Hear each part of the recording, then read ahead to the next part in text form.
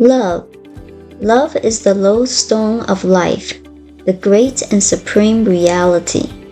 Love is the highest gift of heaven, the greatest good on earth, and the treasure of all our search. It is the end and aim of everything. We cannot doubt that God is love, because love renews and reinvigorates while hate kills.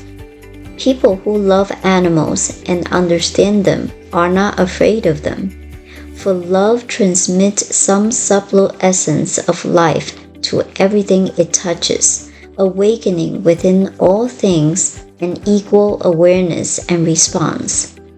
This is true also of human relationships. Love is the greatest healing power there is, and no one feels whole without it. But love is something that need not be confined to only a few persons. That love that we have for the few can be extended to more without losing the love of the few. And what a wonderful experience and realization it would be if we learn to love everyone as we love the few. Right now, our vision is hardly great enough to include this larger good. But when love becomes more complete, it will take in a larger territory, and we will experience a greater degree of livingness. Today, my love goes out to all people and to all things. There is no fear in this love, for perfect love casts out all fear.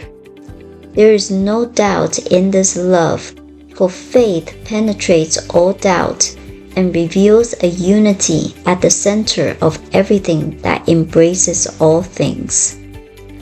This love flowing through me harmonizes everything in my experience, brings joy and gladness to everything, brings a sense of security and well-being to everyone. I realize the love flowing through, in, and around me and all things is one vast, all-enveloping essence and force forever emanating from the living God. As the Father has loved me, so have I loved you. Now remain in my love. John 15:9.